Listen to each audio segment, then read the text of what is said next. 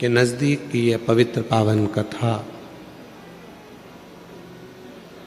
जो जीवन को एक सार्थक करने वाली है,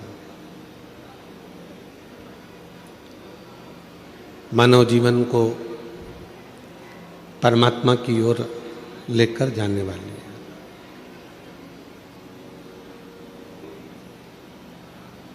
किस रूप में, कहाँ, कब, कैसे भगवान देवाधिदेव महादेव का दर्शन हो, किस रूप में भगवान शिव की भक्ति हमारे भीतर प्रवेश करे, ये वही जानता है। आप जिस कामना से, जिस भाव से भगवान शिव की पवित्र कथा का लाभ लेने के लिए आए हैं और जिस विश्वास के साथ इस पवित्र कथा को श्रवण कर रहे हैं, बाबा देवाधिदेव महादेव आप सभी की मनोकामना पूर्ण करे और भगवान आपकी झोली खुशियों से भरे।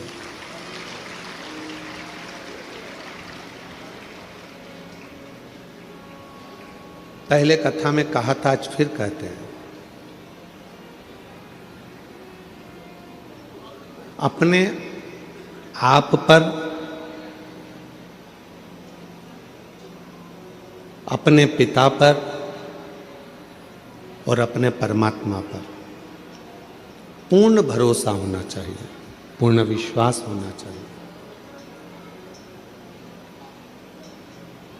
व्यक्ति टूटता कहाँ से है? जब अपने आप पर उसको भरोसा नहीं रहता, विश्वास नहीं रहता। उसको लगता है कि मैं कुछ कर ही नहीं सकता। ऐसा दुनिया में कोई सिंहासन नहीं है जिस सिंहासन पर आप नहीं बैठ सकते।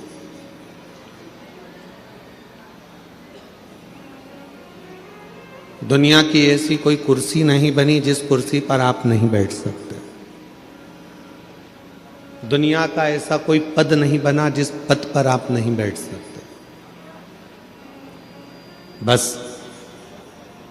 अपने आप में आपको पूर्ण विश्वास करना पड़ेगा और पूर्ण मेहनत करना पड़ेगा, पूर्ण परिश्रम।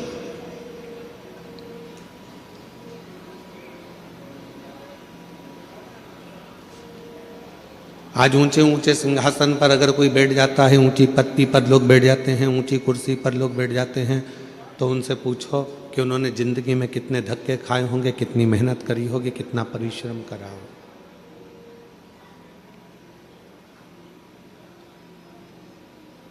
ऐसा कोई संसार में जन्म ही नहीं लिया जिसने पृथ्वी पर आने के बाद में कुछ मेहनत ना करी, जिसने मृत्यु लोक में आने के बाद में कोई संघर्ष ना किया हो, मेहनत ना करी।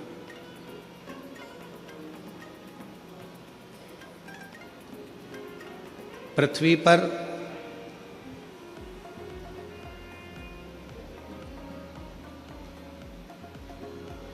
अमीर बनना बहुत सरल है। आप मृत्यु लोक में जन्म लिए हो, पृथ्वी पर आए हो, अमीर बनना बहुत सरल है, बहुत सरल। पर अमीर बनना सरल है, पर अमर बनना सरल है क्या? जम के तो बोलो। लंका के राजा रावण ने भी ये विचार करा था कि मैं अमर बन जाऊं। कंस ने भी ये विचार करा था कि मैं अमर बन जाऊं। हिरण्यकशिपु ने विचार करा था कि मैं अमर बन जाऊं। हिरण्याक्ष ने यह विचार करा था कि मैं अमर बन जाऊं। अमर बनना कठिन है। अमीर बनना बहुत सरल है, पर अमर बनना कठिन है। पर शिव महापुराण की कथा कहती है कि अमर बनना भी सरल है।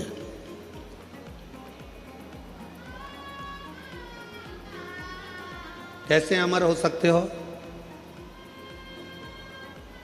जीवन मानव का मिला है, कोई अच्छा कर्म कर कर चले जाओ। मानव की देह मिली है, कोई ऐसा कर्म कर कर जाओ कि आप अमर हो जाओ, अमर।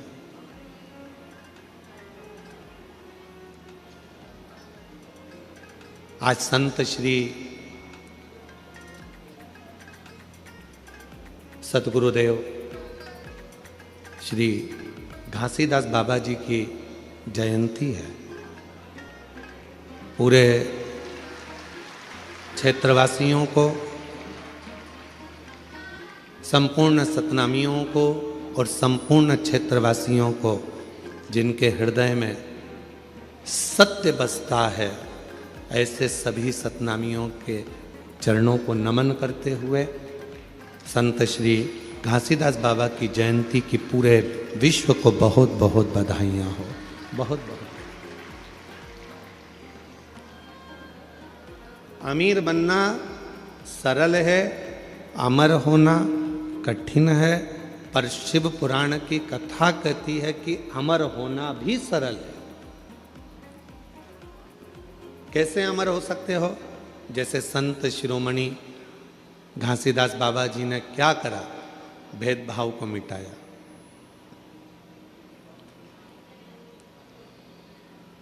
नारी के जीवन का आदर कैसे होना चाहिए, स्त्री का सम्मान कैसे होना चाहिए, संत श्री जगत गुरु गुरुदेव श्री घासीदास बाबा जी ने बताया।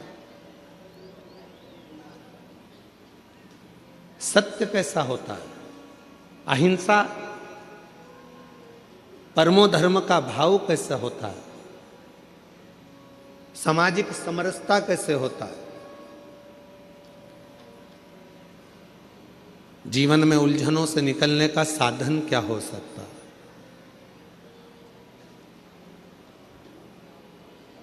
ऐसे कई संदेश संत श्री गुरु घासीदास बाबा जी ने दिए, जिसको सतनामी समाज अपने अंदर धारण करती है। अब भले संत पृथ्वी पर हो ना हो, पर वो अच्छा कर कर दुनिया को प्रेरणा देकर कुछ अच्छा कार्य कर कर वो अमर हो गए। आज भी पूरा विश्व, पूरा देश संत श्री घासीदास बाबा जी की जयंती महोत्सव मनाता है।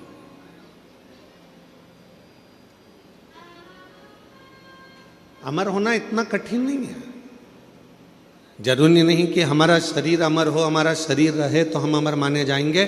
शिव महापुराण की कथा कहती है, अगर अमर होना है तो उसके 4 तरीके बताए गए। उन 4 तरीकों में से कोई एक तरीका आपकी जिंदगी में उतार लो, आप अमर हो गए। कौन कौन अमर होना चाहता है? जम के तो बोलो। सब होना चाहते हो ना अमर? हम भी अमर होना चाहते हैं, ठीक है।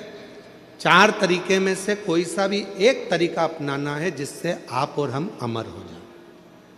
पहला तरीका अपनाने के लिए तैयार हो जाओ। अपनी जिंदगी में एक वृक्ष, एक पेड़ जरूर लगाओ। आप चले भी जाओगे तो वह पेड़ अमर रहे। अमर होने के 4 तरीके बताए हैं। पहले नंबर का है वृक्षारोपण। अपने नज़दीक में, अपने करीब में कोई अच्छी जगह पर एक वृक्ष लगाओ, उस वृक्ष की परवरिश करो और उस परवरिश को कर कर उस वृक्ष को लगाकर बड़ा करो। हम रहें चाहे ना रहें, वो पेड़ जब तक पृथ्वी पर रहेगा दूसरे को छाया देता रहेगा। लोग तुम्हें याद करते रहेंगे कि हमारे काका जी ने ये पेड़ लगाया था। ये अमर होने का तरीका है।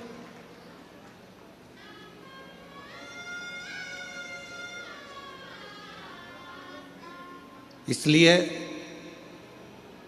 अब की बार जो शिवरात्रि आ रही है फरवरी के महीने में, महाशिवरात्रि, उस शिवरात्रि का हमने नाम दिया है ग्रीन शिवरात्रि। ग्रीन शिवरात्रि का मतलब है कि अभी तक अपन ने शंकर जी को जल चढ़ाया, शिव जी की पूजन करी।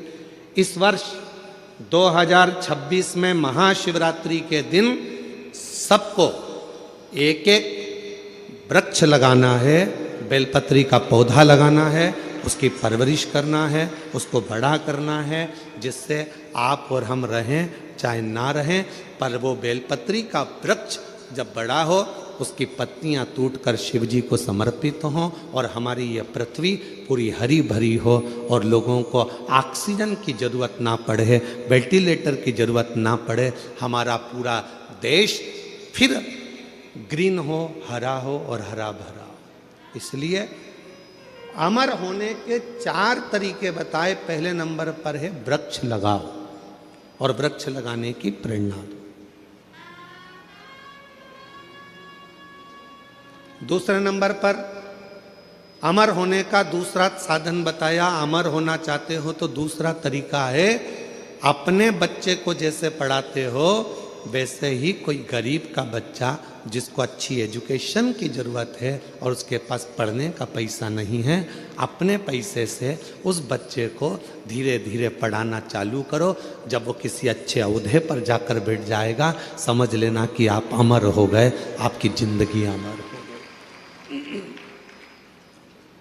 आप अमर हो गए।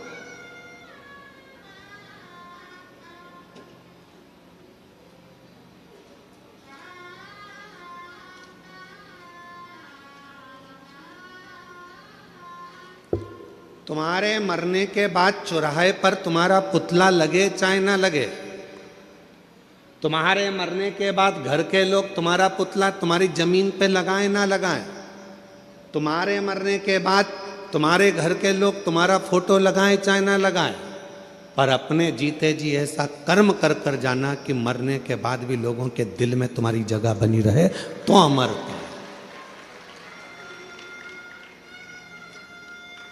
तो आप अमर, वरना अमरता का।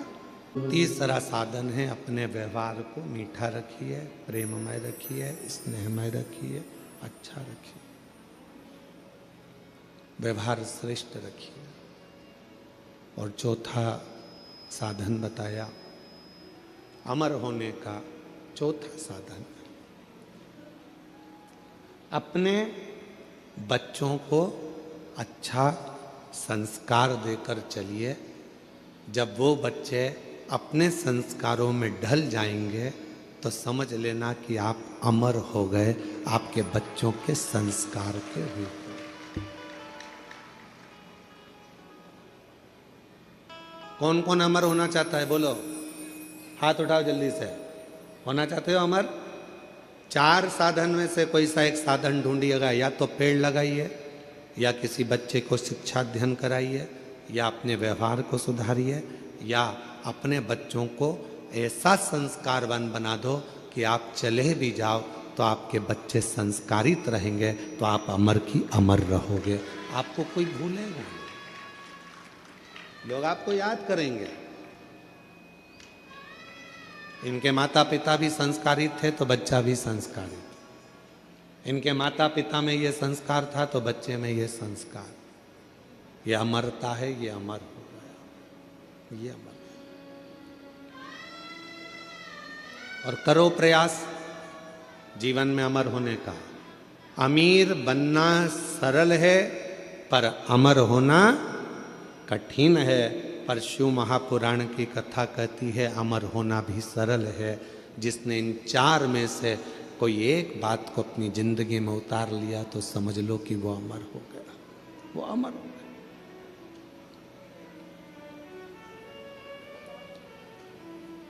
अच्छा करते चलो।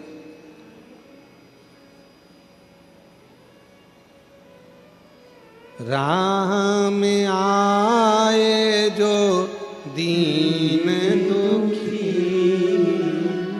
राह में आए जो दीन दुखी, सबको गले से लगाते चलो, सबको गले से लगाते चलो। सबको स्नेह दीजिए, सबको प्रेम दीजिए, सबको करुणा कीजिए, सब पर वात्सल्यता रखिए। जब सब पर प्रेम होगा, सब पर वात्सल्यता होगी, करुणता होगी, तो आप अमर होते चले जाओ। मेरे देवाधिदेव महादेव ने मां पार्वती जी को कौन सी कथा सुनाई थी? जम के बोलो, अमर कथा। कहां सुनाई थी? अमरनाथ की गुफा।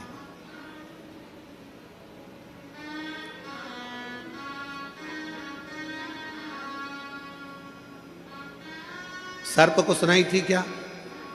जम के बोलो, नहीं। चंद्र को सुनाई थी? नहीं। नंदी को? नहीं। मेरे भगवान देवाधिदेव महादेव ने अमर कथा सुनाई तो केवल मां आद्य शक्ति पार्वती को सुनाई।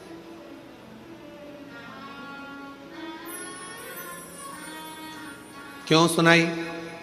किस लिए सुनाई? क्या कारण पड़ गया था जो पार्वती को अमर कथा सुनाना पड़ी? उसका केवल एक कारण था, यह आद्य शक्ति पार्वती जगत की मां है, और मां यदि अमर हो गई तो ये राष्ट्र को अमर होने में कोई दिक्कत नहीं आएगी। संपूर्ण विश्व अमर हो जाएगा, संपूर्ण विश्व। कथा सुन, और अमर कथा क्या? कौन सी अमर कथा? जिस अमर कथा को सुनने के लिए स्वयं देवता भी ललायित थे, जिस अमर कथा को सुनने के लिए संपूर्ण ब्रह्मांड के जितने भी देवी देवता हैं वो ललायित थे, उस अमर कथा को केवल भगवान देवाधिदेव महादेव माता पार्वती को श्रवण कराते हैं। केवल मां जगत जननी को, अंबा को श्रवण कराते हैं। किस लिए? क्योंकि शिव चाहते हैं कि पार्वती इस कथा को सुन ले, और अगर जगत की मां, एक नारी, एक स्त्री जब इस कथा को सुनती है तो वो अकेली उस कथा को अपनी जिंदगी में धारण नहीं करती, वो प्रसाद के रूप में उस कथा को जनमानस में पहुंचा देती है, पहुंचा देती। हमसे लोग कहते हैं, क्यों गुरुजी आपकी कथा में पुरुष लोग कम आते हैं, माताएं ज़्यादा आती हैं, जीजियाँ ज़्यादा आती हैं, स्त्रियाँ ज़्यादा आती हैं, उसका कारण क्या है? हमने कहा कथा की जरूरत भी पुरुष से ज़्यादा स्त्री को है। क्यों? उसको राष्ट्र का निर्माण करना है, उसको अपने बच्चों को संस्कारित करना है, उसको अपने बच्चों को पढ़ाना है, लिखाना है, विद्वान बनाना है, उसको अपने बच्चों को ज्ञान उपदेश देना है। तो कथा की जरूरत स्त्री को ज्यादा।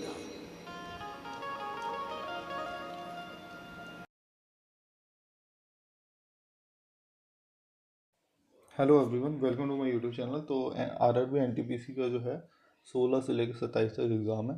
तो आज हम जो टॉपिक है वो है अपॉइंटमेंट एंड रेजिग्नेशन। तो शुरू करते हैं। Who has become appointed as the chairman cum managing director of Coal India Limited by the ministry of coal. तो वो कौन है? वो बी साई राम है। अगला क्वेश्चन है कि who has been appointed as the director general of national council of applied economic research started January 5, 2026। तो वो है Suresh Goyal. Who took oath as chief justice of Patna high court in September 2025। तो वो है justice Pravan Kumar Bhimappa Bajantri. Next question है who become the 13 director of botanical survey of India in September 2025। Doctor Kanad Das. अगला है हमारे पास who was elected as the new chair of the species survival commission SSC. ये है हमारा बाय द IUCN। तो ये है विवेक मेनन। अगला हमारे पास है Radha Krishna चंडर has recently assumed charge and managing director as managing director of which organization in December 2025। तो LIC के वो जो है मैनेजिंग डायरेक्टर बने हैं कौन? रामाकृष्णन। नेक्स्ट क्वेश्चन है कि who was appointed as the next director general of UNESCO UNESCO by the executive board October 2025। तो यह है खालिद इल इनानी। अगला क्वेश्चन है who has assumed charge as the director general of Bureau of India Standard BIS जिसको हम कहते हैं with effect from November 1 2025। तो ये है संजय गर्ग। अगला who has been recommended by financial service institution bureau for the position of managing director at the state bank of India in September 2025। तो ये रवि रंजन जो हैं वो SBI के बने हैं। आगे हमारे पास who has been elected as the next chief executive officer of Coca-Cola company with the appointment effective from 31 मार्च 2026। तो ये है हेनरी क्यू।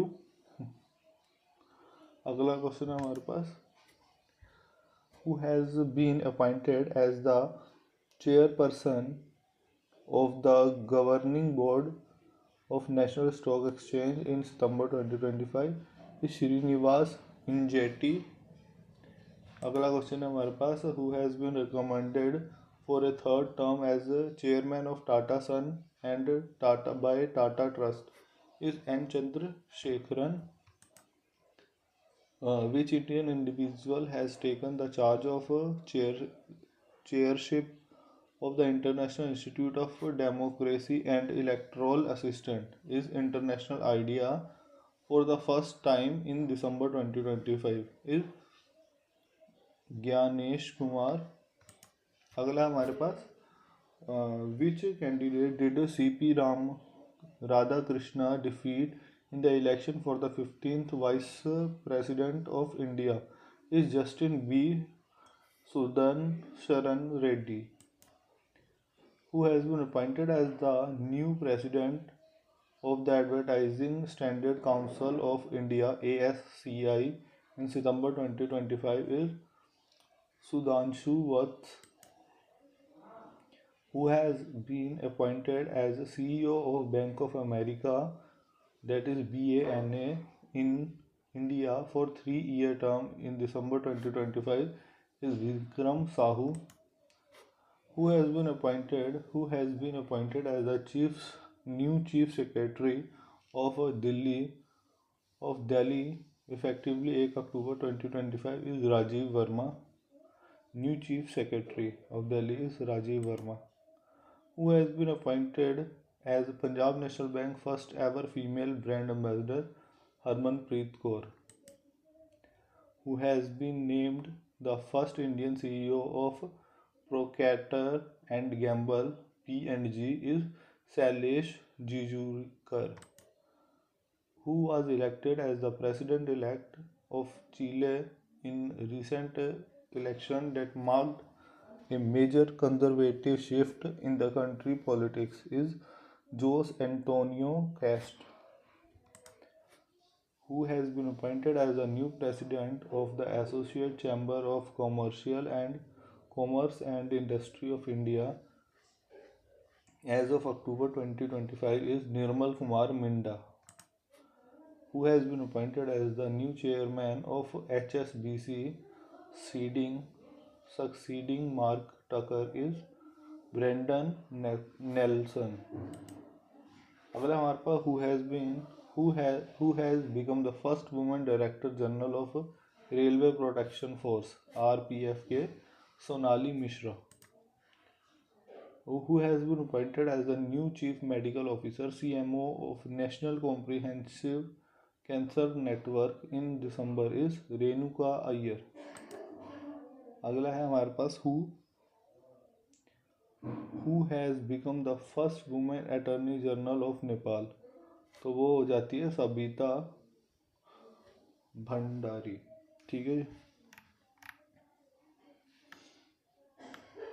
तो नेपाल की कैपिटल है काठमांडू, करेंसी है नेपालियन रुपीज़ और ऑफिशियल लैंग्वेज है Nepali.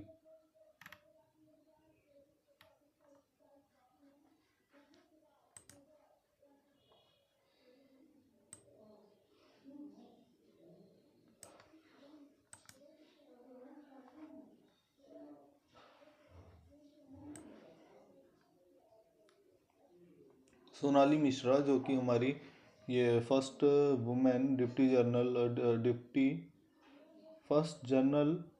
First women director general of RPF है। तो Sonali Mishra become the first women DG of railway protection force. Sonali is a senior IPS officer has become the first women DG of Indian railway protection force. Her appointment was approved by the appointment committee of cabinet. She will take charge from Manoj Yadava and serve until October 2026. She is the IPS officer from Madhya Pradesh cadre, currently ADG selection in state police.